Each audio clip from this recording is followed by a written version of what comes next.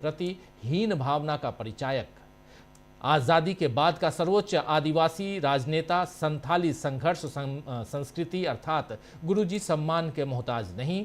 इनके अलावा भाजपा के वरिष्ठ नेता सम्मान के मोहताज नहीं, ये यहाँ पर पप्पू यादव कह रहे हैं। लेकिन इनके अलावा भाजपा के वरिष्ठ नेता, उत्तराखंड के पूर्व मुख्यमंत्री और महाराष्ट्र के राज्यपाल रहे भगत सिंह कोश्यारी को भी पद्म भूषण से नवाजा गया है और पद्म भूषण देने पर विवाद खड़े हो गए हैं। संजय राउत ने तो सीधे महाराष्ट्र का अपमान बताया है।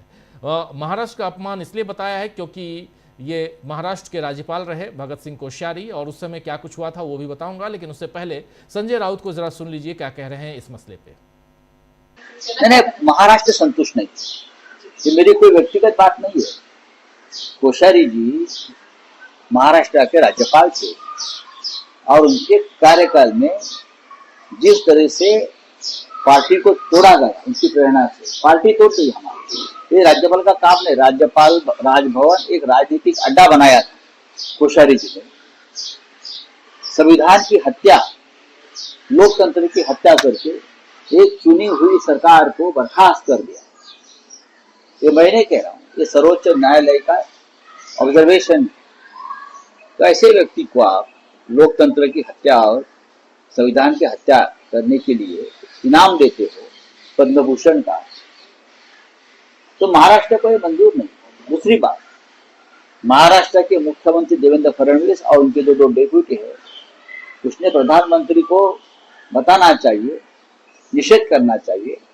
यही कोश्यारी जी है, राज्यपाल पद पर रहते हुए ये महाशय ने छत्रपति शिवाजी महाराज का अवमान किया था और महात्मा फुले और सावित्रीबाई फुले का अवमान किया था। ऐसे व्यक्ति को आप पद्म भूषण देकर उसकी इनाम देते हो, हमें मंजूर नहीं है। महाराष्ट्र की जनता दुखी है, आहत में है और उसके लिए हम जरूर। तो सुन रहे थे कोश्यारी को लेकर यहां संजय राउत जो बात कह रहे हैं, जो आरोप लगा रहे हैं, वो उस आरोप पर खुद कोश्यारी ने क्या कुछ कहा है जरा उनको भी सुन लेते हैं। लेकिन विवाद क्या है, थोड़ी बहुत बातें आपने अभी सुन ली, थोड़ी चीजें और आपके सामने रख दूंगा, लेकिन पहले सुनिए यहां कोश्यारी को। संजय राउत उन्होंने बोला है कि क्रिटिसाइज किया इस चीज को लेकर, तो आप क्या कहना चाहेंगे उनके इस बयान पर? अब देखिए, मैं कोई मेरी प्रशंसा करे, कोई मेरी निंदा करे, इसके लिए मैं काम नहीं करता। मैं संघ का स्वयंसेवक हूँ, मेरे लिए भारत माता सब कुछ है, उसी के लिए हम काम करते हैं, उसके संतानों के लिए काम करते हैं और उसके करते रहेंगे। अब किसी को अच्छा लगेगा, किसी को बुरा लगेगा, तो उसमें मैं क्या कर सकता हूँ? मैं उनको धन्यवाद देता हूँ अगर उनको बुरा लगता है तो। काली टोपी संघ के स्वयंसेवक हैं और कह रहे हैं कि किसी को अच्छा लगे या बुरा लगे। राज्यपाल, पूर्व राज्यपाल, आपको बता दूं कि राज्यपाल रहते कोश्यारी के काल में कई विवाद हुए। उन्होंने छत्रपति शिवाजी महाराज को पुराने जमाने का आदर्श बताया था, जिस पर पूरे राज्य में विरोध प्रदर्शन हुए थे। वहीं महान समाज सुधारक महात्मा ज्योतिराव फूले और सावित्रीबाई फूले के बाल विवाह पर भी की गई उनकी टिप्पणी ने भी विवाद खड़ा कर दिया था।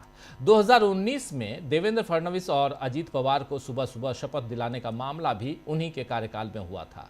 तब 72 घंटे में फडणवीस की अल्पमत सरकार गिर गई थी। इन तमाम वजहों से महाविकास अघाड़ी से उनका टकराव होता रहा और अब उन्हें पद्म पुरस्कार देने से फिर से मोदी सरकार पर महाराष्ट्र का अपमान करने का आरोप लग रहा है। और सुन लिया अभी आपने संजय राउत को।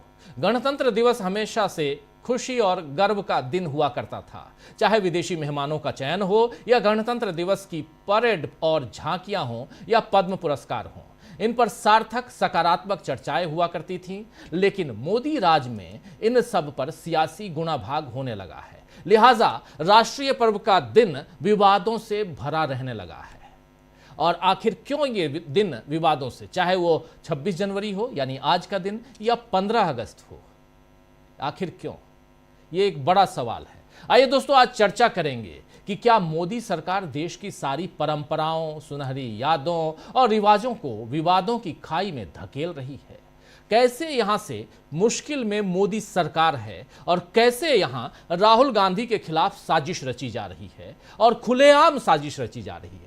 मामला सिर्फ तीसरी पंक्ति में राहुल गांधी को बिठाने का नहीं है, मामला इससे आगे का भी है और इससे यहां साफ दिखाई देता है कि विपक्ष के नेताओं के साथ मोदी सरकार आखिर क्या करना चाहती है और किस हद तक जाना चाहती है। इसकी एक बानगी मात्र है जब आप पब्लिकली किसी को इस ढंग से आप बेइज्जत करते हैं, अपमानित करते हैं। आइए चर्चा की शुरुआत करते हैं। हमारे साथ कुछ वरिष्ठ साथी जुड़े हुए हैं, उनसे पहले आपका परिचय करवाता हूं, आगे बढ़ते हैं। यहाँ पर 5 वरिष्ठ साथी हमारे साथ जुड़े हुए हैं। सुनील शुक्ला जी हैं, अमलेंदु उपाध्याय जी हैं, प्रशांत टंडन जी हैं, हमारे साथ पंकज चतुर्वेदी जी हैं और आज एक अंतराल के बाद हमारे साथ डॉक्टर प्रकाश हिंदुस्तानी जी जुड़े हुए हैं। आप सबका स्वागत है, इस्तकबाल है, स्वागत इस्तकबाल। अब तमाम दोस्त साथी शुभचिंतक आप सबका जो अब तक जुड़ चुके हैं उनका भी, जो जुड़ने वाले हैं उनका भी स्वागत करता हूं। सबसे पहले अमलेंदु उपाध्याय जी आपके पास आता हूं। अमलेंदु जी, राहुल गांधी की यह तस्वीर दिखाई दे रही है, शुरुआत यहीं से कैसे देखते हैं आप और क्या कहेंगे इस पर? कांग्रेस पार्टी के तमाम नेता, विपक्ष के नेता इस पर अपनी प्रतिक्रिया दे रहे हैं, लेकिन भारतीय जनता पार्टी के प्रवक्ताओं का कहना है कि राहुल गांधी सीरियस नहीं है, इसलिए हम लोग भी उनको नॉन सीरियस लेते हैं, पीछे बैठा देते हैं। राजीव जी, बीजेपी कुछ भी तर्क दे सकती है। बीजेपी कल को ये भी कह सकती है कि मोदी जी बहुत नॉन सीरियस आदमी है, इसीलिए हमने उनको प्रधानमंत्री बनाया ताकि देश का बेड़ा गर्क कर सकें। तो बीजेपी वाले राजीव जी कुछ भी तर्क दे सकते हैं, उनके तर्कों का क्या है। बहरहाल राजीव जी, वो शायद डॉक्टर बशीर बद्र का शेर है कि घर में मिलेंगे उतने ही छोटे कद के लोग, दरवाजे जिस मकान के जितने बुलंद हैं। तो जितना बड़ा दल है उतने ही छोटे कद के लोग भारतीय जनता पार्टी में हैं राजीव जी, और ये ओछी मानसिकता जो है बीजेपी की, ये साफ तौर पर दर्शाती है। ऐसा नहीं है कि बीजेपी में हमेशा से ओछे लोग रहे हो, ऐसा भी नहीं है राजीव जी। जो चित्र आपने दिखाया इससे पहले कि यूपीए के समय जो था आडवाणी जी को सबसे आगे बैठाया गया है, सुषमा स्वराज को सबसे आगे बैठाया गया है, अटल जी के समय में भी ये रवायत जो थी वो जारी रही। लेकिन जब से मोदी जी आए हैं तब से राजीव जी, मोदी जी तो बड़े हो गए हैं, बीजेपी काफी छोटी हो गई। तो ये मोदी जी की सोच जो है ये वो यहाँ सामने निकल कर आ रही है कि दरवाजे जिस मकान के जितने बुलंद हैं, घर में मिलेंगे उतने ही छोटे कद के लोग। तो जितनी बड़ी बीजेपी है, मोदी जी जो है वो उस छोटे कद के और होते चले जा रहे हैं। तो ये सामने निकल कर राजीव जी आ रहा है। बहरहाल राजीव जी देखिए, आप तीसरी पंक्ति में बैठा दें या सबसे आखिरी पंक्ति में बैठा दें या ना बुलाएं, तो इससे कोई मान अपमान इसलिए नहीं है कि ये तो मोदी जी के हाथ में है। अब हालांकि ये तो राष्ट्रपति का कार्यक्रम है, उनको भी ध्यान रखना चाहिए था। इससे पहले भी राजीव जी हुआ था, राहुल गांधी को और मल्लिकार्जुन खड़गे को राष्ट्रपति के कार्यक्रम में भोज जो था उसमें नहीं बुलाया गया, इस तरह की चीजें भी हुई। तो इस तरह की चीजें हो रही हैं। सबसे खराब बात राजीव जी क्या है कि 70 सालों में ऐसा कभी नहीं हुआ कि राष्ट्रपति निवास जो है और राष्ट्रपति का पद जो है वो देश की अंदरूनी राजनीति में इस तरीके से मोहरा बना। लेकिन अब ये हो रहा है। ये 2014 के बाद से लगातार इस तरीके की चीजें देखने में आ रही हैं और ये चीजें लगातार बढ़ती चली जा रही हैं। तो राजीव जी, एक ओछी मानसिकता भारतीय जनता पार्टी के शीर्ष नेतृत्व की वो बार बार सामने आती है और ये उसी के जरिए उसका प्रकटीकरण होता है। तीसरी पंक्ति में बैठाया है और पीछे बैठाते तो और छोटी भारतीय जनता पार्टी होती, उसकी और छोटी सोच का प्रदर्शन जो है सामने आता। मुझे तो आश्चर्य इसी बात का है कि तीसरी पंक्ति में भी क्यों बैठा दिया बीजेपी ने, सबसे आखिरी पंक्ति में क्यों नहीं बैठाया। हो सकता है राजीव जी सबसे आखिरी पंक्ति तक कैमरा नहीं पहुंच पा रहा हो और ये ना देख पाता हो कि सबसे पिछली पंक्ति में राहुल गांधी बैठे हुए हैं, तो ये दिखाने के लिए तीसरी पंक्ति में बैठाया ताकि कैमरे में भी आ जाए कि हमने पीछे बैठाया है, ये बताने के लिए। तो ये राजीव जी जिस तरीके की ओछी मानसिकता है वो बार बार भारतीय जनता पार्टी की और प्रधानमंत्री नरेंद्र मोदी की जो है वो सामने निकल कर आती है। बहरहाल राजीव जी, इस ओछी मानसिकता से ठीक है, उनकी अपनी ओछी मानसिकता है, उसका बार बार प्रदर्शन करते हो, करना भी चाहिए। जो जिसकी मानसिकता है उसका प्रदर्शन करना चाहिए। देश को भी मालूम पड़े कि हमारे जो नेतृत्व कर रहा है 140 करोड़ लोगों का जो वो किस मानसिकता है का, ये तो लोगों को ये भी मालूम होना चाहिए जी। लेकिन राजीव जी, राहुल गांधी का मान हो या अपमान हो उससे ज्यादा अंतर नहीं पड़ता है। अंतर इस बात से पड़ता है, जहां से आपने बात शुरुआत भी की, हमारी संविधान की जो उद्देशिका है हम भारत के लोग, तो हम भारत के लोगों का कितना अपमान किया जा रहा है। समस्या राजीव जी यहाँ आती है और लगातार ये सरकार जो है और इस इससे जुड़े हुए लोग जो हैं वो लगातार हम भारत के लोगों का अपमान कर रहे हैं। तो ये बड़ा संकट है और हम भारत के लोग जो है उनको ये सोचना पड़ेगा कि कब तक ऐसी सरकार को बर्दाश्त किया जाए जो लगातार हम भारत के लोगों का अपमान करती है और हम भारत के लोगों के अधिकार छीनने की कोशिश करती है। आज राजीव जी संविधान के ऊपर जिस तरीके के संकट हैं, और राहुल गांधी ने आज जो सुबह एक ट्वीट किया था बधाई देते हुए, उसमें भी संविधान की बात को उन्होंने कहा था कि संविधान के ऊपर खतरे हैं और ये खतरे राजीव जी लगातार आ रहे हैं। मल्लिकार्जुन खड़गे ने बहुत लंबा चौड़ा अपना वक्तव्य जारी किया इस गणतंत्र दिवस के अवसर पर, और उन्होंने भी संविधान के खतरे हैं उसके ऊपर प्रकाश डाला कि किस तरीके से संविधान के ऊपर खतरे हैं। हम लोग राजीव जी लगातार संविधान के ऊपर जो खतरे हैं उनकी बात करते रहते हैं। जिस तरीके से संविधान को तोड़ने मरोड़ने की बातें होती रहती हैं, जिस तरीके के क्रियाकलाप सामने आते हैं, वो सब एक तरीके से संविधान के ऊपर कुठाराघात करने की कोशिशें हैं और लगातार संविधान के ऊपर हमले सरकार की तरफ से जारी हैं। और इतना ही नहीं, हमले ही जारी नहीं है बल्कि उन हमलों को जायज भी ठहराने की कोशिशें जो है वो भारतीय जनता पार्टी की तरफ से राजीव जी की जाती है। तो बहरहाल जिसकी जो सियासत है वो अहले सियासत जाने, तो ये उनका है जो राजनीति है उनकी, वो जिस स्तर पे है उस स्तर की वो बातें करते हैं तो वो सामने आती रहती है। लेकिन मैं फिर कहूंगा कि सबसे बड़ा सवाल जो देश के सामने है वो यही है कि हम भारत के लोगों का अपमान किया जा रहा है। अब राजीव जी जिस तरीके से पद्म पुरस्कारों की घोषणा की गई, 5 पद्म विभूषण दिए गए, उसमें से जो है 3 तो केरल को है ही, और केरल में भी आप देखिए कि क्या उलटवासी की गई है कि वीएस अच्युतानंदन के साथ साथ वो आरएसएस के जो एक राम नारायणन है क्या है, उनको भी दे दिया गया है। साहब वो बड़े बड़े साहित्यकार बताए गए हैं। अब कहाँ वीएस अच्युतानंदन और कहाँ वो राम नारायण या नारायण राम जो कुछ भी है उनको दे दिया गया है। और उससे भी ज्यादा मजे की बात तो राजीव जी ये है कि भगत सिंह कोश्यारी को भी जो है पद्म भूषण दिया गया है, चूंकि उन्होंने सुबह 5 बजे महाराष्ट्र में लोकतंत्र बचाया था शपथ दिलाकर, तो इसका इनाम उनको दिया गया है। लेकिन उनके बराबर ही रख दिया गया है शिबू सोरेन को। चलिए इतना, हाँ इतना भी समझा सकता है कि चलिए आपने कहा कि 2 पूर्व मुख्यमंत्री हैं, आपने उनको बराबर रख दिया। लेकिन राजीव जी उसी श्रेणी में बीके मल्होत्रा भी आते हैं। अब ये कौन है बीके मल्होत्रा, मुझे नहीं मालूम कौन है बीके मल्होत्रा। जब बताया गया कि वो जनसंघ के संस्थापकों में से हैं, भाजपा के बड़े नेता रह चुके हैं।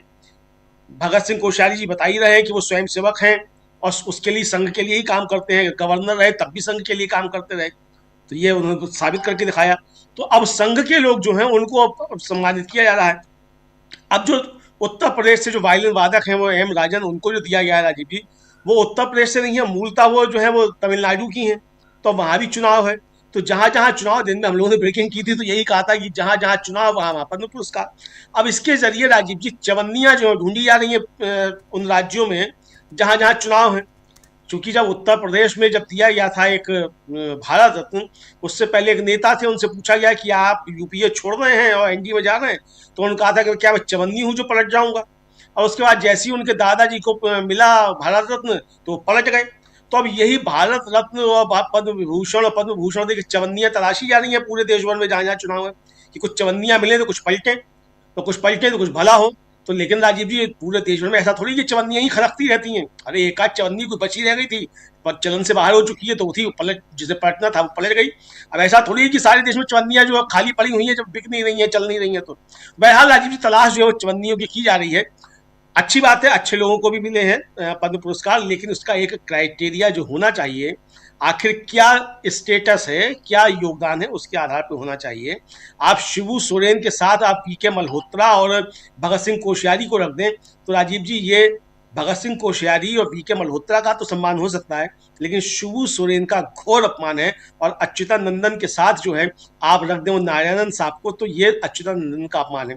और मजेदार बात यह राजीव जी की पद्म भूषण जो दिया गया है, जो एजवा समुदाय के हैं केरल के नटेशन साहब, उनका पिछले अक्टूबर में ही एक बयान जो था वो काफी ज्यादा वायरल हुआ। एक पॉडकास्ट में उन्होंने कहा कि इन पद्म पुरस्कारों की अब कोई हैसियत नहीं है, पहले इनका मान हुआ करता था, अब ये जितने चाहो उतने खरीदे जा सकते हैं।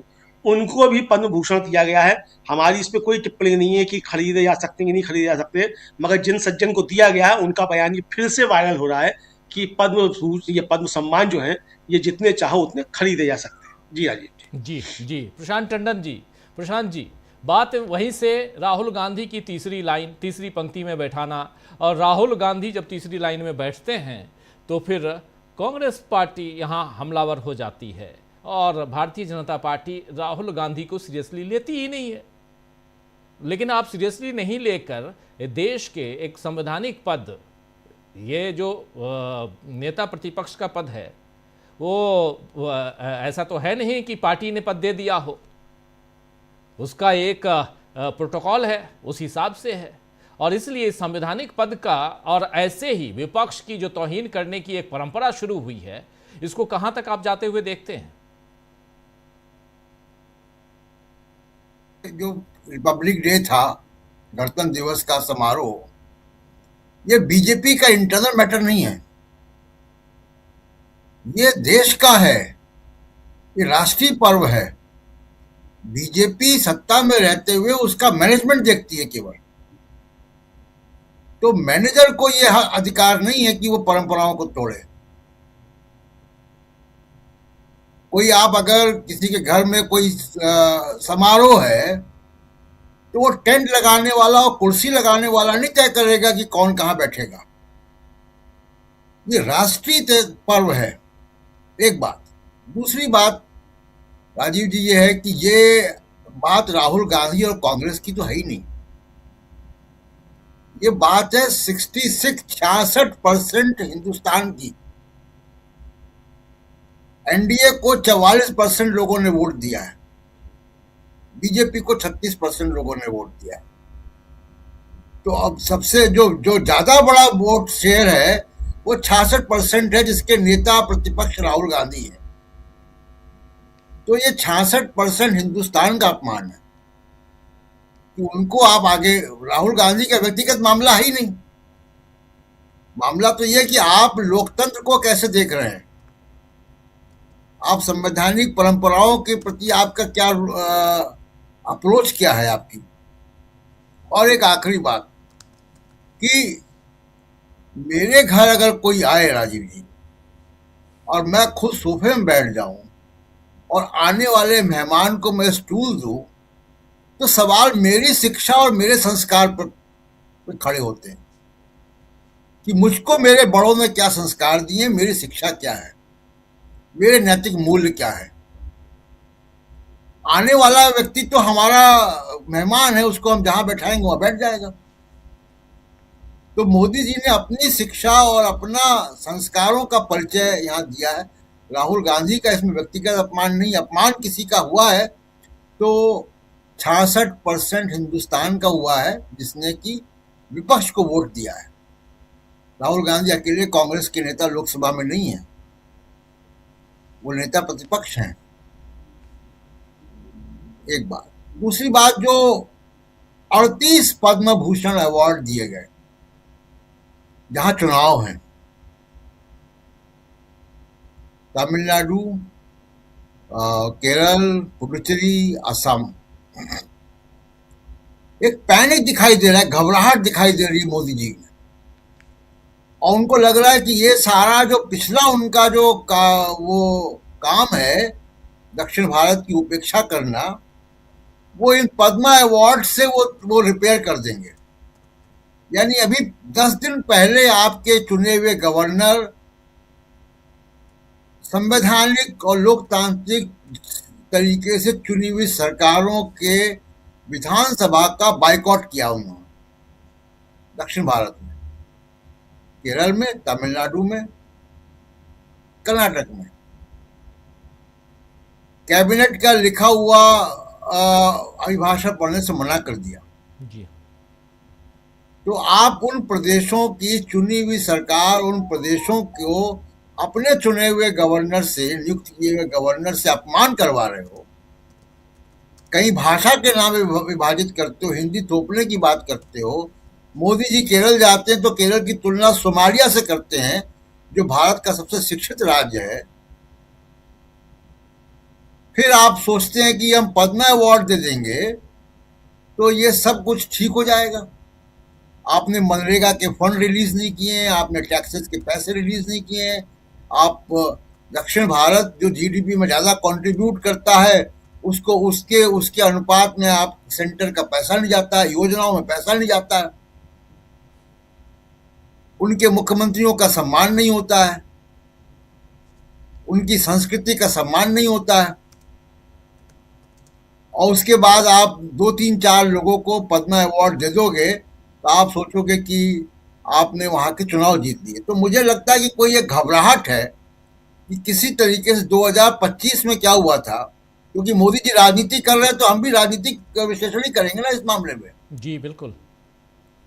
तो 2024 में 240 में सिमटने के बाद 2025 में कुछ चुनाव जीते गए, 24 और 25 में, और वो जो घाटा हुआ था, जो परसेप्शन खराब हुआ था, जो कमजोरी दिखाई दी थी, उसको बराबर करने का काम हुआ। हालांकि वो सारे चुनाव विवादित हैं, सारे चुनाव में इलेक्शन कमीशन का एक भूमिका है और गड़बड़ियां हैं, सवाल खड़े हैं उसमें। हम लोग भी उन सारे चुनाव में गए थे, हम लोगों ने भी देखा कि नतीजे वैसे नहीं है जैसे दिख रहे थे।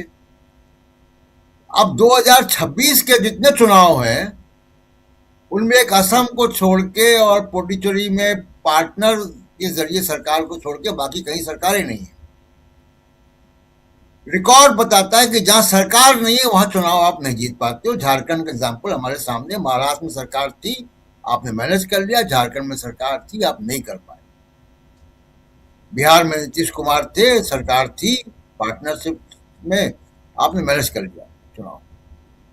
तमिलनाडु, केरल, पश्चिम बंगाल में आपकी सरकारें नहीं है, आप चुनाव हारोगे, उसके बाद मोदी जी के ऊपर तमाम तरीके के सवाल खड़े होंगे। अंदर पार्टी के अंदर जो विरोध दिखाई दे रहा है, जो जिसको डबल इंजन कहा जा रहा है, वो डबल इंजन अब बड़े हो गए हैं। चाहे वो महाराष्ट्र के देवेंद्र फडणवीस हों, चाहे वो उत्तर प्रदेश के योगी आदित्यनाथ हों, दोनों दिल्ली की तरफ आना चाहते हैं। तो ये सारे जो चीजें हैं वो बढ़ जाएंगी अगर 2026 के चुनाव वैसे नहीं गए जैसे 2024 और 25 के विधानसभा चुनाव गए। इसलिए ये पैनिक नजर आ रहा है, जो पैनिक और घबराहट पद्म अवार्ड तक में दिखाई दे गई। जी राजीव जी बिल्कुल बिल्कुल, आप सही कह रहे हैं। ये पद्मा अवार्ड की हम बात कर रहे हैं, आखिर क्यों ऐसा। सुनील शुक्ला जी, ज़रा आपके पास आना चाहता हूं और शुरुआत यहीं से करें। राहुल गांधी या विपक्ष के नेता मल्लिकार्जुन खड़गे के साथ भी वही हुआ जो राहुल गांधी के साथ किया गया है, लेकिन विपक्ष के नेताओं के साथ इस ढंग का, और आप याद कीजिए जब आए थे रशिया के राष्ट्रपति व्लादिमीर पुतिन, तब राहुल गांधी को नहीं बुलाया गया था, मल्लिकार्जुन खड़गे को भी नहीं बुलाया गया था राष्ट्रपति के यहाँ डिनर पार्टी में। जो सबको बुलाया गया, कांग्रेस पार्टी के एक कद्दावर नेता कह सकते हैं, क्योंकि वही है, वही उन्हीं का अप्रोच है वहाँ तक पहुँचने का, शशि थरूर, उनको बुलाया गया। लेकिन राहुल गांधी विपक्ष के नेता या उधर विपक्ष के नेता मल्लिकार्जुन खड़गे कांग्रेस पार्टी के अध्यक्ष, उनको नहीं बुलाया गया। ये कौन सी परिपाटी सेट करने की कोशिश की जा रही है सत्ता पक्ष की तरफ से? वही पर पार्टी है कि विपक्ष को स्वीकार नहीं करना है, ये वही पर पार्टी है कि असहमति को स्थान नहीं देना है, ये वही पर पार्टी है कि जो इनकी बातों से सहमत है उसी को महत्व देना है, बाकी किसी को महत्व नहीं देना है। आप इस मोदी सरकार से क्यों उम्मीद कर रहे हैं? आप सवाल है कि विपक्ष के नेता का एक प्रोटोकॉल है, वो उसका एक दर्जा है। आप अगर राहुल गांधी को जो स्थान मिलना चाहिए, मल्लिकार्जुन खड़गे को जो स्थान मिलना चाहिए, वो किसी का एहसान थोड़े है, ये तो बाकायदे उसकी व्यवस्था है। क्यों? सबसे बड़ी पंचायत तो लोकसभा है, पहली सीट उसको मिलती है विपक्ष के नेता को, आप किसी जगह बैठा देंगे? क्यों व्यवस्था बनाई गई कि पहली पंक्ति की पहली सीट, पहला होगा उपाध्यक्ष का और दूसरी सीट होगी विपक्ष के नेता की? ये परंपरा है, राज्यसभा में यही व्यवस्था है। क्यों ये व्यवस्था की गई? और उसके आधार पे कोई आपको संकेत मिलता कि नहीं मिलता? मतलब जो दर्जा सत्ता पक्ष में सदन के नेता और प्रधानमंत्री, अगर प्रधानमंत्री सदन के नेता है तो पहली सीट, अगर वो सदन के नेता नहीं है और प्रधानमंत्री है तो दूसरी सीट। विपक्ष के नेता के साथ भी स्थिति है कि लोकसभा का उपाध्यक्ष पहली सीट और विपक्ष के नेता की दूसरी सीट। लोकसभा का उपाध्यक्ष अगर अस्तित्व में नहीं है तो पहली सीट विपक्ष के नेता को मिलती है, पहली लाइनें मिलती है उसको। इसीलिए तो प्रावधान किया गया, यह देश संविधान निर्माताओं ने व्यवस्था दी, आप उसको मानने के लिए तैयार नहीं है। केंद्रीय मंत्रिमंडल के मंत्रियों के परिजनों और उनके रिश्तेदारों को आप अगली पंक्ति में बैठाएंगे और विपक्ष के नेताओं का पांचवी पंक्ति में बैठाएंगे। मुझे तो आश्चर्य होगा कि पांचवी पंक्ति में क्यों बैठा दिए, अंतिम पंक्ति में बैठाना चाहिए, कोई देख भी ना सके। और फिर ये भी एक नैरेटिव बनाइए कि वो राहुल गांधी और मल्लिकार्जुन खड़गे तो गणतंत्र दिवस का विरोध करते हैं, ये तो समारोह में शामिल नहीं होते, और अगली 5-10 लाइन का फोटो दिखाते रहिए। क्यों बैठा दिया 5वीं लाइन में? ये तो मैंने किसने इनको ज्ञान दे दिया? ये कहां से लोग ज्ञान आ गया? अगर आप विपक्ष को सम्मान नहीं देते तो किस लोकतंत्र की बात करते हैं आप? किसकी? और अब राहुल गांधी को अगर आप 5वीं और 7वीं लाइन में बैठा देंगे तो राहुल गांधी विपक्ष के नेता नहीं रहेंगे, राहुल गांधी की लोकप्रियता में कोई कमी आ जाएगी, सत्तारूढ़ दल को जो चुनौती उनकी तरफ से है वो समाप्त हो जाएगी। लोग मान लेंगे कि नहीं तो 5वीं लाइन में बैठे थे इसलिए बता ही नहीं रह गए। कौन सी माने आप प्रयास करके यह सिवाय अपमानित करने की कोशिश है और क्षुद्र आचरण है। इस आचरण से कोई ऐसा नहीं कि आप राहुल गांधी का राजनीतिक रूप से बहुत नुकसान कर देंगे, वो तो संभव ही नहीं है। लेकिन लगातार पुतिन का जो दौरा हुआ था उसमें भी आप याद कीजिए, और इस तरह के उदाहरण अभी तक भारतीय जनता पार्टी के लोग, कांग्रेस के जमाने में जो भारतीय जनता पार्टी के साथ आचरण था, जो विपक्ष की पार्टी थी, तो कभी भी ऐसा नहीं हुआ। आप और यह केवल गणतंत्र दिवस समारोह की बात नहीं है।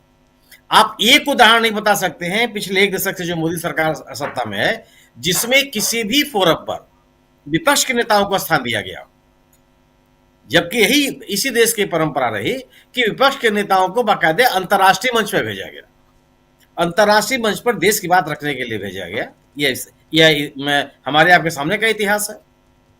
लेकिन वजह इसकी क्या मैं मानता हूं कि यह डरा हुआ आचरण है। ये लगता है आपको कि कोई ऐसा व्यक्ति न सामने आ जाए जिसकी चर्चा वर्तमान जो हुक्मरान है उनसे ज्यादा होने लगे, या जो विपक्ष का नेता जिन मुद्दों को उठा करके शहर शहर डगर डगर घूम रहा है उसकी चर्चा बनी रहे। क्यों नहीं आप बात करते हैं? लेकिन अगर आप असहमति को स्थान नहीं देते, विपक्ष के नेता को स्थान नहीं देते, तो आप लोकतंत्र विरोधी हैं। लोकतंत्र में विपक्ष के नेता की एक महत्वपूर्ण उपस्थिति है, और आप संवैधानिक मान्यताओं के खिलाफ आचरण करते हैं।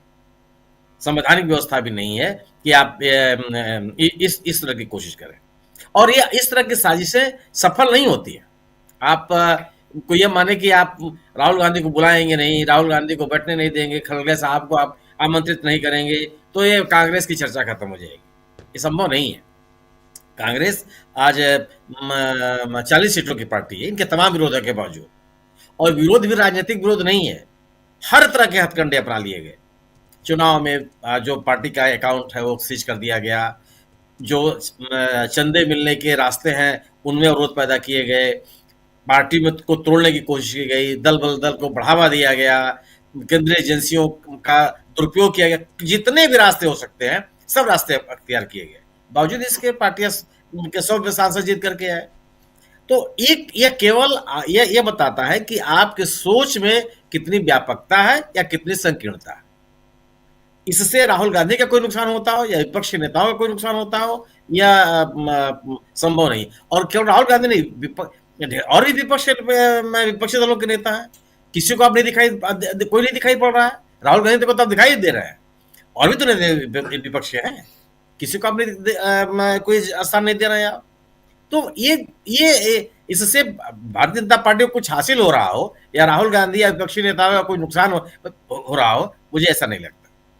अब आप पद्म पुरस्कारों की बात कर रहे हैं। आज की तारीख में राजीव जी, पद्म पुरस्कारों की घोषणा हो, आप लिस्ट पढ़ लीजिए, आपको पता चल जाएगा कि किस राज्य में चुनाव होने वाला है। फिर आपको यह जानकारी करने की जरूरत नहीं है, इलेक्शन कमीशन का यह नोटिफिकेशन जाने की आवश्यकता नहीं है कि कहां चुनाव होगा, वो बिहार में चुनाव होने वाला है कि केरल में चुनाव होने वाला है। आप उन लोगों को पद्म पुरस्कार दे सकते हैं जिनके ऊपर आप तरह तरह के आरोप लगाते रहे हैं।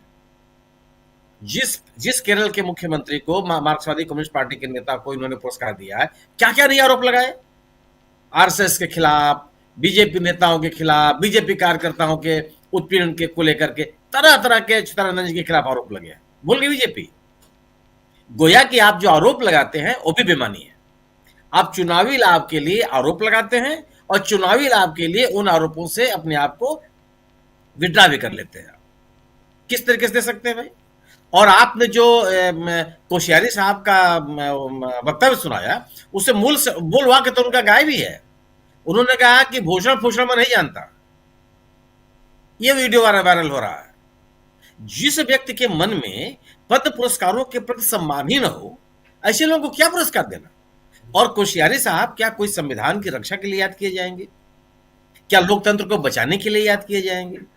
लोकतांत्रिक मूल्यों, संस्थाओं, परंपराओं को मजबूत करने के लिए जाने जाएंगे? वह एक ऐसे व्यक्ति के रूप में आज उनकी पहचान बनी हुई है जिसने एक चुनी हुई सरकार के ऊपर आघात करने की कोशिश की, एक तोड़ फोड़ करके एक सरकार, और जिस मूल दल से आते हैं उसकी सरकार बनाने का उन्होंने प्रयास किया। आज धारणा नहीं बन रही है उनके बारे में, आपने उनको भी दिया। केरल मतलब 38 लोगों को उन राज्यों से चुन दिया गया है पद्म पुरस्कार जहां चुनाव होने वाले हैं। तमिलनाडु, पश्चिम बंगाल, केरल, असम, पुडुचेरी। जी।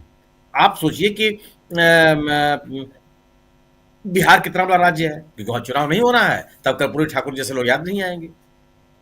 मध्य प्रदेश कितना बड़ा राज्य है, क्योंकि वहां चुनाव हो चुका है, आपकी पार्टी सत्ता में है, तो वहां कोई नहीं याद आएगा। वहां न तो कोई लोक कलाकार है, न कोई वहां वैज्ञानिक है, न कोई वहां चिकित्सक है, न कोई वहां संगीतकार है जिसको आप याद कर लें। महाराष्ट्र की स्थिति, महाराष्ट्र में चुनाव हो चुका है, आप वहां पे सत्ता में है, तो आपको कितना बड़ा राज्य है वो? केरल की तुलना में महाराष्ट्र को छोटा मोटा राज्य है। उत्तर प्रदेश की स्थिति देख लीजिए। लेकिन चुनाव चूंकि तमिलनाडु में है, तो ऐसे लोगों को भी आप दे देंगे जिससे आप ये संदेश दें कि नहीं, जो तमिलियन लोग हैं, जो मलयाली लोग हैं, उनके प्रति भारतीय जनता पार्टी की हमारी बड़ी आस्था, और उन लोगों को भी आप दे देंगे जिनके खिलाफ आप राजनीतिक लड़ाई लड़ते रहे। तो अब पद्म पुरस्कारों की स्थिति यही है कि आप 26 जनवरी के पहले जो लिस्ट आती है पद्म पुरस्कारों की, उसको पढ़ लीजिए और बाकायदे आप बता देंगे कि कहाँ चुनाव होगा। आप ये लिस्ट बता रही है कि चुनाव होना है तमिलनाडु में, चुनाव होना है केरल में, चुनाव होना है पश्चिम बंगाल में, चुनाव होना है असम में, चुनाव होना है पुडुचेरी में। खोज के आप ले आते हैं, उन लोगों को पुरस्कार देते हैं और दावा क्या करते हैं कि साहब जिन लोगों की उपेक्षा होती रही है उन्हीं लोगों को आप पुरस्कार देंगे। वो लोग वही पाए जाते हैं जहाँ चुनाव होता है, वो लोग वही पाए जाते हैं जहां पे आपकी सत्ता दांव पे लगी हुई है। तो एक नैरेटिव बनाने की कोशिश, लेकिन अब ये सभी चीजें लोगों के सामने आ गई हैं।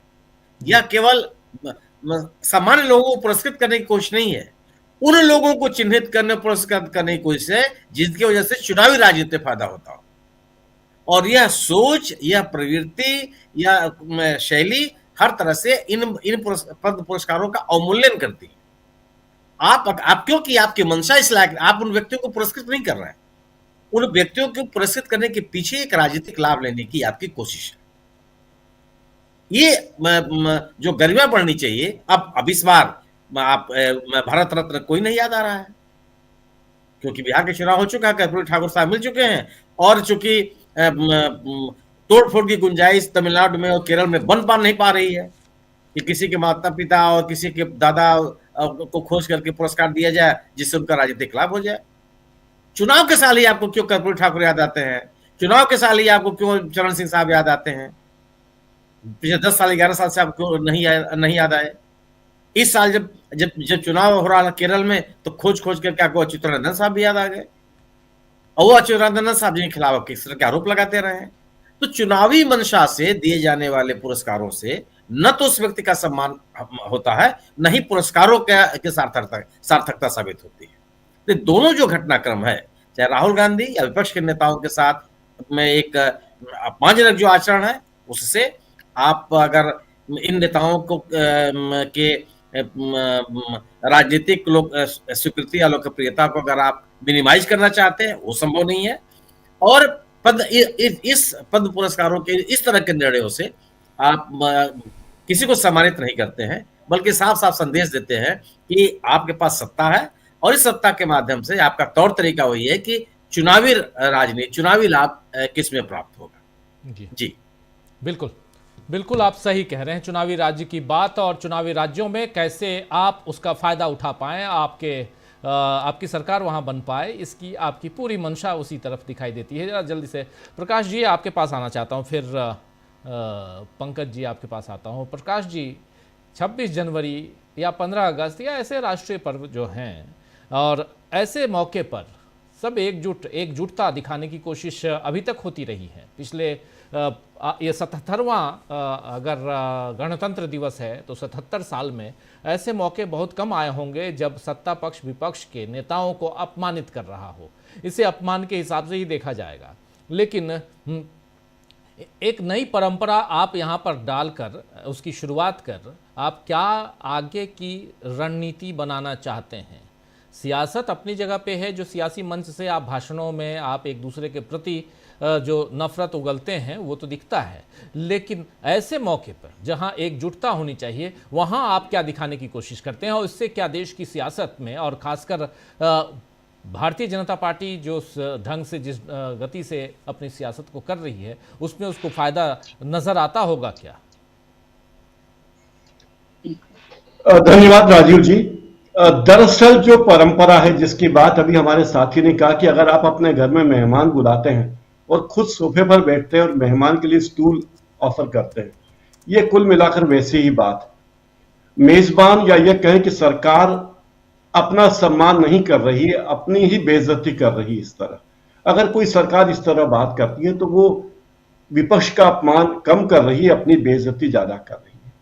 तो ये बातें हो गई। और जिस तरह से पद्म पुरस्कार दिए गए हैं, एक बात मुझे कई समझ में नहीं आती कि आखिर नेताओं को पद्म पुरस्कार देने की जरूरत क्या है।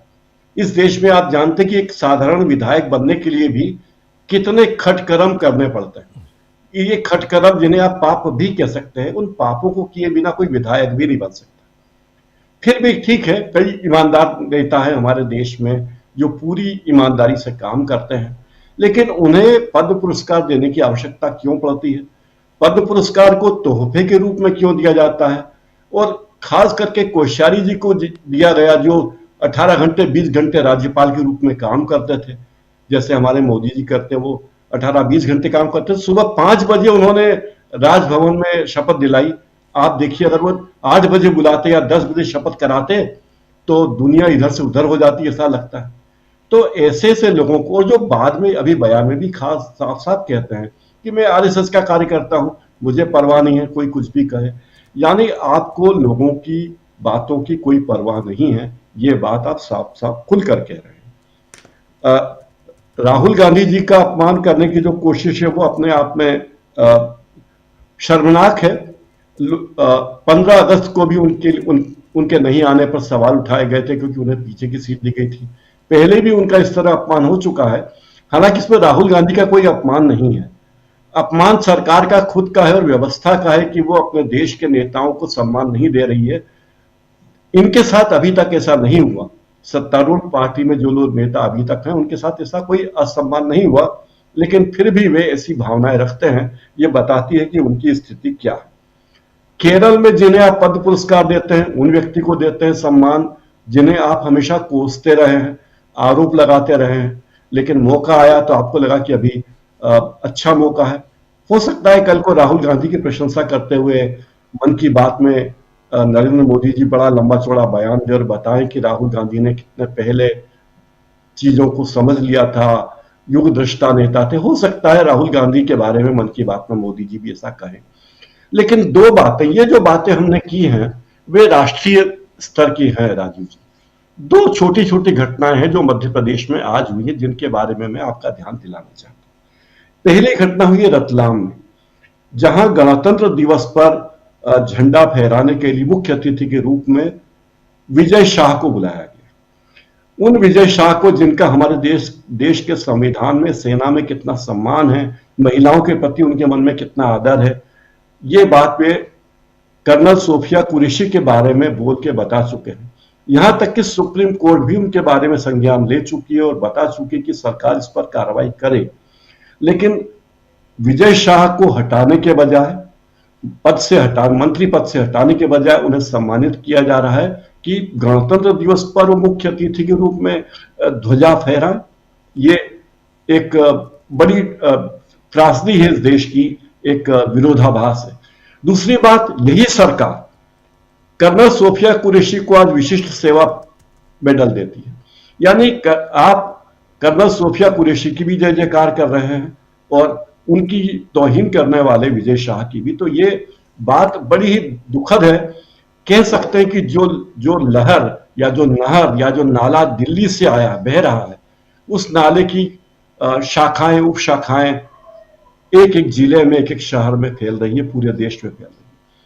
और एक बहुत बुरी घटना आज इंदौर में हुई है गणतंत्र दिवस के मौके पर, जिसका जिक्र करना मैं मुनासिब समझता हूं, क्योंकि यह घटना ऐसी है जो बताती कि देश की धारा कहां जा रही है और हमारी सरकार क्या चाहती है। इंदौर की एक नेता हैं, विधायक रह चुकी हैं, मंत्री भी रही हैं, उप मंत्री रही हैं और अभी महापौर भी रही हैं। उनके बेटे हैं एकलव्य सिंह गौड़। उन्होंने आज एक बेकरी शुरू की है नरेंद्र तिवारी मार्ग पर इंदौर में ही। उस बेकरी का नाम है द हिंदू बेकरी। कोई गलत बात नहीं है, पहले भी राम भरोसे हिंदू होटल टाइप दुकान होती रहती थी, तो ऐसी कोई गलत बात नहीं कि राम भरोसे हिंदू होटल की तरफ हिंदू बेकरी खोले। लेकिन इंदौर में जो सबसे बढ़िया बेकरी है, ये बताने की जरूरत नहीं कि मुस्लिमों द्वारा संचालित है और बहुत लोकप्रिय है, सभी लोग वहां जाते हैं, कोई जाति धर्म का भेदभाव नहीं। सबसे आपत्तिजनक बात, जो बातें, एक नहीं कई बातें, एक बात तो यह है कि उसके संचालक एकलव्य सिंह गौड़ कहते हैं कि यह हिंदू बेकरी है, यहां विधर्मियों को आने की जरूरत नहीं है, यहां से माल लेने की जरूरत नहीं है, केवल हिंदू लोग ही यहां से माल लें। तो ये एक वाहियात शर्मनाक घटना आज इंदौर में हुई है और मुझे लगता है कि हम इसकी आलोचना जितनी की जाए, शब्दों में इसकी आलोचना नहीं हो सकती। जरूरी है कि सरकार इस पर कोई कार्रवाई करे, बातचीत करे कि आप इस तरह की बातें नहीं करें। नाम में हिंदू होटल हो सकता है, कोई इतनी मुश्किल बात नहीं है, लेकिन जिस तरह से हिंदू बेकरी रखा गया, खास बात यह कि प्रज्ञा सिंह ठाकुर जैसी सबसे अयोग्य सांसद, जो देश के इतिहास की सबसे अयोग्य सांसद रही हैं, प्रधानमंत्री मोदी जी ने भी उनको अब तक माफ नहीं किया होगा, ऐसा मुझे भरोसा है। वे भी इस कार्यक्रम में एक अतिथि के रूप में आई थी और उन्होंने कहा कि ये बेकरी में हिंदू संस्कृति और शुद्धता पर जोर देगी। इसका उद्देश्य विकल्प उपलब्ध कराना है जो विधर्मियों से बनी या उनके द्वारा हैंडल की गई खाद्य सामग्री का उपयोग करते हैं। तो ये क्या बात हुई? अगर कोई हिंदू नहीं है और उसने बेकरी खोल ली तो वो अखाद्य हो गया क्या? इस तरह की बातें उन्होंने कही। दूसरी बात उन्होंने ये भी कही प्रज्ञा सिंह ने कि इसके नाम में हिंदू लिखा हुआ है तो जाहिर है कि हिंदू लोग ही यहां आएंगे और जो हिंदुओं को पसंद नहीं करते वे यहां से दूर ही रहेंगे। इसके संचालक ने बड़ा गर्व से कहा कि अशुद्धता से बचने वाली सामग्री के बहिष्कार का विकल्प है। मतलब वो ये आरोप लगा रहे हैं कि अगर आप किसी मुस्लिम की, शुद्ध कहें कि मुस्लिम की दुकान से आपने सामान खरीदा है तो वो अशुद्ध है। वो तो ये सरकार के इतने विभाग किस लिए हैं जो शुद्धता की जांच पड़ताल करते हैं? हजारों लोग कर्मचारी हैं वहां, करोड़ों रुपए उनको तनख्वाह मिलते, तो वे अशुद्धता की जांच क्यों नहीं करते? इसमें मध्य प्रदेश के डिप्टी सीएम हैं जगदीश देवड़ा, वो भी इस कार्यक्रम में गए और उन्होंने भी बेकरी शुरू करने पर शुभकामनाएं दी, आशीर्वाद।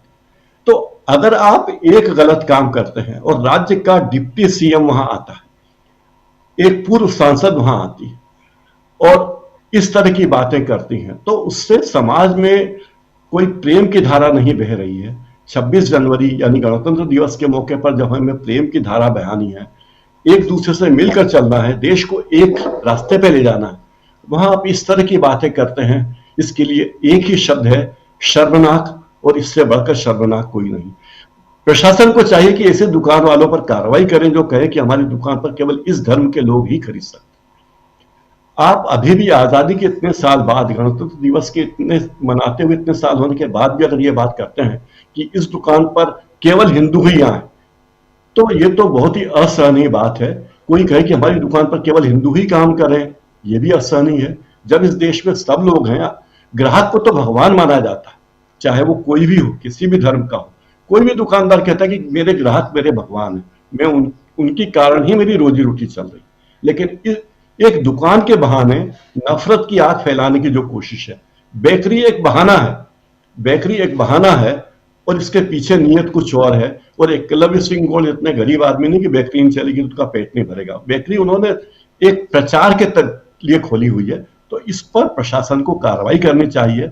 और मुझे लगता है कि जो दिल्ली में आला कमान बैठा है, बीजेपी का आला कमान है, जो बातें करता है कि देश किस दिशा में जा रहा है।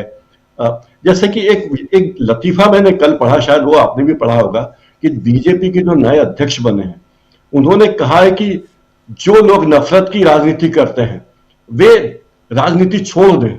तो इससे बढ़कर मजाक, बढ़िया लतीफा और क्या होगा राजनीति में, राजीव जी? बिल्कुल बिल्कुल सही आप कह रहे हैं। राजनीति, सियासत इसी का नाम है और इसमें अपनी गोटी फिट करने की कोशिश, और उसमें भी भारतीय जनता पार्टी इसमें आगे निकलने की कोशिश कर रही है, होड़ है, और उसमें विपक्ष को कैसे पीछे किया जाए।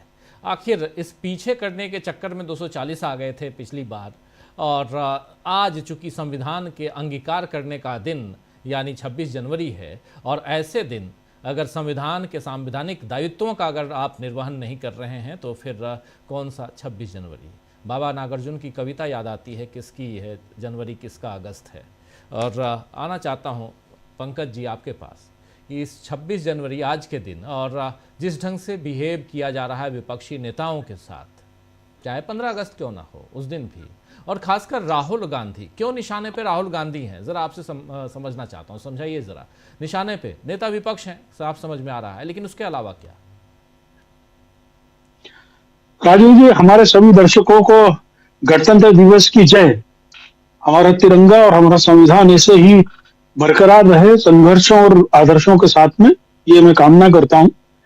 देखिए, इस चीज को हम एक व्यक्तिशः लेने की मेरी कतई इच्छा नहीं है। हमको इसके लिए समझना होगा कि आखिर जिनकी सरकार है, सरकार किसकी है? आरएसएस की। आरएसएस ने इस संविधान को क्या कभी अंगीकार किया? जब इस संविधान की संरचना हो रही थी तब से जो 3 मूलभूत अंतर थे, आरएसएस चाहता था कि फेडरल स्ट्रक्चर ना हो, सेंट्रलाइज हो। आरएसएस विविधता का विरोधी था। आरएसएस मनुस्मृति को केंद्र मानता था, जबकि संविधान निर्माताओं ने विश्व के श्रेष्ठतम आधुनिक संविधान के रस से इसको बनाया था। तो जो 3 मूल समस्याएं हैं, केंद्रीकरण के विरुद्ध फेडरल स्ट्रक्चर, दूसरा मनुस्मृति बनाम आधुनिक संविधान, और तीसरा एक रास्ता बनाम विविधता, ये 3 चीजें भारतीय जनता पार्टी के खून में है। आरएसएस की वृद्धि हुई। आप बीजेपी की सरकार कहते हैं, मैं इसको आरएसएस की सरकार कहता हूं क्योंकि ये एजेंडा आरएसएस का है। दूसरी चीज, जहां तक आप खड़गे जी को भी मैं उतना ही सम्माननीय मानता हूं क्योंकि वो भी राज्यसभा में नेता प्रतिपक्ष हैं, और राहुल गांधी भी। खड़गे जी 8 बार विधायक रहे, 3 बार के तीसरे बार के सांसद हैं, और राहुल गांधी भी 5 बार के सांसद हैं। किसी भी मामले में वो शिवराज सिंह चौहान और उनकी डंपर वाली पत्नी से संवैधानिक व्यवस्था में जूनियर नहीं है। कैबिनेट की स्ट्रक्चर की यदि बात करें तो नेता प्रतिपक्ष लोकसभा में 7वें नंबर पे आता है कैबिनेट में। तो ये सरासर जो संविधान का अपमान किया जा रहा है, राहुल गांधी या मल्लिकार्जुन खड़गे का नहीं है। और सबसे बड़ा दुर्भाग्य की बात यह है कि जो गणतंत्र दिवस की जो ये पूरा प्रोटोकॉल और सिटिंग अरेंजमेंट होते हैं, ये मिनिस्ट्री ऑफ डिफेंस के अंतर्गत आते हैं। और मिनिस्ट्री ऑफ डिफेंस को पिछले 12 साल में जिस तरीके से आरएसएस का पपेट बना दिया गया, जिस प्रकार से सेना के बड़े बड़े अफसर, वो जो 28 साल का अपढ़ सा लड़का है बागेश्वर, उसके जाके पैर छूते हैं वर्दी में, या सेना का बड़े जो आला अफसर है वो जाके ऐसे ही अपढ़ लोगों के, जो गैर वैज्ञानिक लोग हैं, जो संविधान की भावना के विरोध में, जो व्यक्ति हिंदू राष्ट्र की बात करता है, जो व्यक्ति अधिक बच्चे पैदा करने की बात करता है, वो स्पष्ट रूप से भारतीय संविधान का विरोधी है। यदि उस संविधान के विरोधी लोगों ने ये व्यवस्था की है तो ये जो व्यवस्था है भारतीय संविधान का विरोध है, किसी व्यक्ति का विरोध नहीं है। लीडर ऑफ ऑपोजिशन इन लोकसभा और राज्यसभा, यह संविधान की पोस्ट है, व्यक्ति नहीं है। तो जो लोग संविधान को गिराना चाहते हैं, हम लोगों ने तो वो बात हम लोग भूल जाते हैं। पिछले लोकसभा चुनाव में बार बार अलग अलग मंच से इनके नेताओं ने बोला ही था कि हमको 400 सीट दे दो, हम संविधान बदल देंगे। तो ये कोई बहुत बड़ी चीज नहीं है। जहां तक प्रकाश भाई ने जिस एकलव्य सिंह गौड़ की बात कर रहे हैं, ये वही एकलव्य सिंह गौड़ है जिसने अभी 4 महीने पहले राजवाड़े में मुस्लिम कर्मचारियों को नौकरी से निकालने की बात की थी, और उस पर किसी सरकार ने काम नहीं किया, जबकि सुप्रीम कोर्ट के इंस्ट्रक्शन के अनुसार ये हेट स्पीच और हेट एटीट्यूड है, और इस पे सरकार को सुमोटो मुकदमा कायम करना चाहिए था। और आप एकलव्य सिंह बोर्ड तो किसी संवैधानिक पोस्ट पे नहीं है। आप असम के मुख्यमंत्री हिमंता शर्मा जी क्या कहेंगे, जो गणतंत्र दिवस के दिन फिर रिपीट कर रहा है कि मुझे मियां मुसलमानों में न तो वोट चाहिए, न मैं वहां पे उम्मीदवार खड़ा करूंगा। ये तो एक बेकरी की बात कर रहा है कि यहां से कोई दूसरा मुसलमान आके सामान ना खरीदे। एक चीफ मिनिस्टर कह रहा है कि मैं तो मुसलमानों को वोट ही नहीं चाहिए। और जिस गणतंत्र की रक्षा के लिए हम प्रतीकात्मक रूप से दिल्ली में अपना शक्ति प्रदर्शन करते हैं, उस शक्ति प्रदर्शन की क्या ये वानगी है कि आज 26 जनवरी के दिन म्यांमार की सीमा पर असम राइफल्स के अरुणाचल प्रदेश स्थित कैंप पर आतंकवादी हमला हो जाता है। हमारी सीमाएं इतनी कमजोर हैं कि हमारी सीमाओं की बात हम केवल पाकिस्तान से कर सकते हैं, ना हम चीन से करेंगे ना और किसी दूसरे से करेंगे। और यह खबर कोई सोशल मीडिया, कोई बड़ा मीडिया नहीं दिखा रहा है। असम राइफल्स के अरुणाचल प्रदेश के में आज शिविर पे हमला हुआ, और यही नहीं, जो मणिपुर पिछले 3 साल से जल रहा है उसके एक पूरे कुकी विलेज को आग लगा दी गई। ये संविधान पे हमला है। ये लोग इस चीज का आनंद ले रहे हैं। ये वो लोग हैं जो लोग आज भी मणिपुर की स्थिति को संभालने की जगह येन केन प्रकार वहां पे सरकार बनाने के लिए दबाव बना रहे। तो ये जो शर्म है, मैं आपको एक घटना और बता रहा हूं, आज की है। जैसे प्रकाश भाई ने घटना बताई, मैं घटना बता रहा हूं नासिक की। नासिक में वहां के जो ग्राम विकास मंत्री हैं, उनका नाम है कोई महाजन है, वो गिरीश महाजन। गिरीश महाजन ने वहां पे सार्वजनिक झंडोत्तोलन किया, जो हर जिले का मंत्री करता है, और वो अपने पूरे भाषण में सभी नेताओं के नाम लेते गए, सावरकर से लेकर गोलवलकर तक। और उसके बाद में वहां वन विभाग में काम करने वाली एक महिला माधुरी यादव ने खड़े होकर विरोध किया कि आप गणतंत्र दिवस की सभा में बाबा साहब भीमराव अंबेडकर का नाम तक नहीं ले रहे हैं, उनके योगदान की बात नहीं करो, और मैं इसका विरोध करती हूं। उस औरत ने बोला ठीक है, मुझे नौकरी से निकाल देना, लेकिन आपको गणतंत्र दिवस के मूल्यों की कीमत नहीं है। आप हर जिले के हर आयोजन को तराश के देखो, जहां पर आरएसएस के मंत्री गए हैं, उन लोगों ने किस प्रकार से इस गणतंत्र के निर्माण की संविधान सभा, उस गणतंत्र के का ड्राफ्ट कमेटी के चेयरमैन, उन सब लोगों के नाम लेने से परहेज किया है। तो ये जो कुछ भी हो रहा है, इंदौर में जो हो रहा है, या असम में हो रहा है, या गणतंत्र दिवस के परेड में हो रहा है, ये सभी आरएसएस का संविधान विरोधी चरित्र है, और वो धीरे धीरे उभर के आ रहा है। यदि 400 सीटें मिलती होती तो खुलेआम ठोकते। अब 400 सीटें नहीं मिली हैं तो कुरेद के अपनी मवाद को बाहर निकाल रहे हैं और इस देश पे फेंक रहे हैं। मुझे इनके ऊपर कोई भी आश्चर्य नहीं होता है। जब जो बुंदेलखंड में कहावत है कि जो चूहे का जाया होता है वो भित्ता ही खोदता है, यानी जो चूहा औलाद पैदा करता है तो वो दिल ही खोदेगा। तो जो आरएसएस ने जो पैदा किए हैं नेता, जो सरकार दी है, वो बिल ही खोदेगी, इस संविधान को ही खोदेगी, इस देश को ही खोदेगी, इस देश की आजादी की लड़ाई के मूल्यों को ही खोदेगी, इसकी देश की विविधता को ही खोदेगी। जी राजीव जी।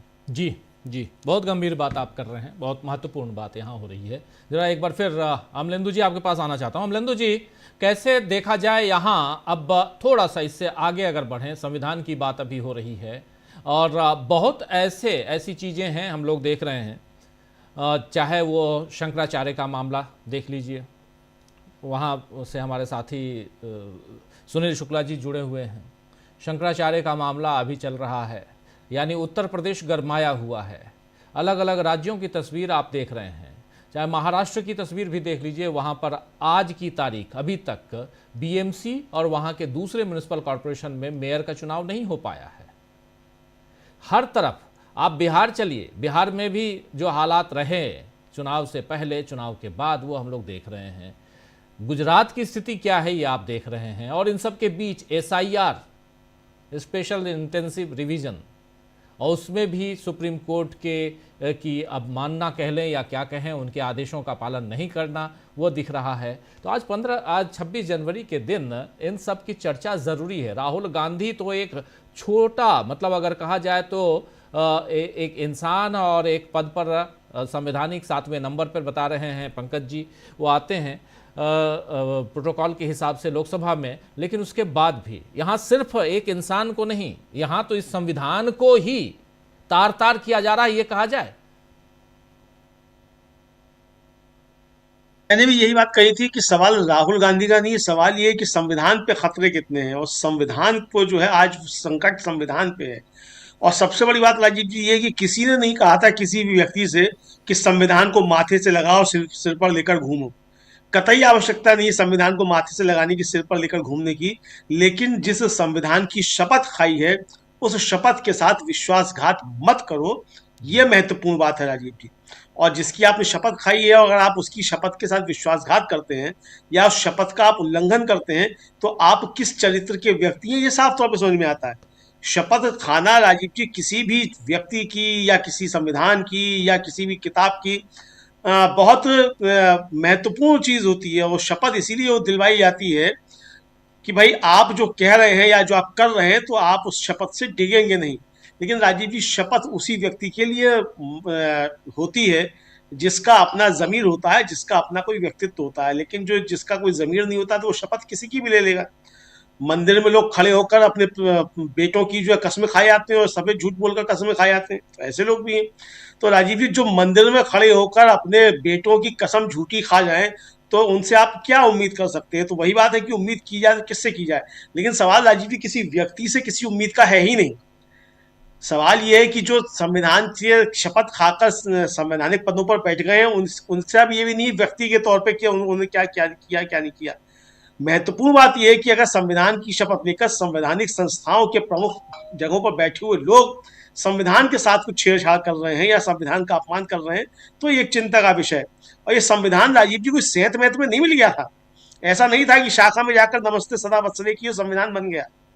संविधान बनने की प्रक्रिया भी लंबी थी और संविधान बनने की जब नौबत आई तो वो हजारों लोगों के बलिदान के बाद आई थी। 150 साल से ज्यादा का संघर्ष अंग्रेजी हुकूमत के खिलाफ था, उसके बाद देश आजाद हुआ और तब जाकर इस संविधान बनने की स्थिति पैदा हुई। और जो लोग अंग्रेजों के समय आजादी के आंदोलन का विरोध कर रहे थे वो इस संविधान की कीमत समझ भी नहीं सकते हैं राजीव जी, चूंकि उनका कोई योगदान भी नहीं इस देश की आजादी में। और मैं तो राजीव जी आज बड़ा आश्चर्यचकित था, सुबह जो देश का सर्वश्रेष्ठ सबसे तेज चैनल कहता है उसका एंकर बता रहा था कि ये वही वंदे मातरम है जो आजादी के दौरान जो था वो गाया जाता था। इसको जो थे लोग गाते गाते शहीद हो गए, लेकिन उन शहीदों में कोई भी एक हाफ पैंट वाला था कि नहीं था ये नहीं बताया उस एंकर ने कि ये वंदे मातरम गाते गाते जो लोग शहीद हो गए या वंदे मातरम गाते गाते जिन्होंने अंग्रेजों की लाठियां खाई उनमें कोई भी एक भी जो है वो हाफ पैंट वाला काली टोपी वाला क्यों नहीं था। आजादी के बाद राजीव जी जब देश स्वतंत्र हो गया तो ताम्रपत्र जो मिलते थे उन लोगों को मिलते थे जिन्होंने आजादी के आंदोलन के दौरान संघर्ष किया, अंग्रेजों की लाठियां खाई, गोलियां खाई, उनके जुल्म और अत्याचार सहे। उन ताम्रपत्र पाने वालों में एक भी जो है वो नागपुर संप्रदाय का काली टोपी वाला खाकी निकर वाला क्यों नहीं है एक भी। और आज राजीव जी ये दिवालियापन समझा जा सकता है कि जब आप पद्म पुरस्कारों की घोषणा करते हैं तो आपको जो है झाड़ पोछ कर दूसरे दलों से लोग लेकर आने पड़ते हैं। मतलब आप उसमें दलीय राजनीति भी जब आप कर रहे हैं तो आपको अपना जो है कोई एक व्यक्ति ऐसा नहीं मिलता है जिसका इस देश के आजादी के आंदोलन में संविधान बनाने में जिसका एक घर का भी योगदान है। तो ये है राजीव जी। तो इसलिए संविधान के ऊपर संकट ज्यादा इसलिए है। अभी तक राजीव जी होता क्या था कि लोगों का आजादी के आंदोलन में योगदान था या जिनका संघर्ष था, आजादी के बाद भी जिन्होंने देश सही रास्ते पर चले, लोकतंत्र के मूल्य जिंदा रहे, उसके लिए संघर्ष किया, तो उनकी एक आप कह सकते हैं लीगेसी या उनकी आत्माएं होती वो बार बार जागृत हो जाती थी भाई इस संविधान की रक्षा करनी है और अगर कुछ संविधान से मिलता है तो उसको ठीक किया जाए। लेकिन अब जो लोग राजीव जी आ गए हैं उनका चूंकि संविधान से कोई लेना देना है भी नहीं, बल्कि संविधान की थे संविधान बन रहा था तो बाबा साहब अम्बेडकर और पंडित नेहरू के भी जलाए जा रहे थे संविधान को लेकर ही, तो वो राजीव जी क्यों इस संविधान की रक्षा करेंगे? जाहिर सी बात है कि भगत सिंह कोश्यारी के शब्दों का पिताजी ने बताया कि उसमें नहीं है, वो भावना ऐसे निकल कर नहीं आई है, तो लिखा है उन्होंने शाखाओं में, वही जाकर आज उनसे जो है प्रकटीकरण हुआ है। हमको लगता है कि ये देश को अब समझने का वक्त है, मैं फिर कहूंगा कि देश को ही समझने का वक्त है कि संविधान को बचाने का समय आ गया है। जी, आप क्या कहेंगे प्रशांत जी? ये जब संविधान की बात आती है और प्रोटोकॉल को तोड़ने की माहिर सरकार अब मानी जाएगी क्या, ये नरेंद्र मोदी की सरकार? देखिए, सुनील जी भी कह रहे हैं कि आप ये लिस्ट देखिए पद्मा अवार्ड्स की, तो आपको पता चल जाएगा कि चुनाव कहाँ है। तो 2027 में उत्तर प्रदेश में चुनाव है। 2027 में मायावती की जो लंबी डिमांड है कि काशीराम को भारत रत्न दिया जाए, वो हो जाएगा। पंजाब में चुनाव होगा तो ज्ञानी जैल सिंह को मिल जाएगा मरणोपरांत भारत रत्न। कोई पद्म विभूषण या पद्म भूषण कैप्टन अमरिंदर सिंह को मिल जाएगा। तो ये लिस्ट हम लोग एक बना सकते हैं जी, अगले साल जहां चुनाव है वहां पे किनको किनको अवार्ड मिलेंगे, वो लिस्ट हम अभी से प्रकाशित कर सकते हैं और कोई भी इस लिस्ट को गेस कर सकता है।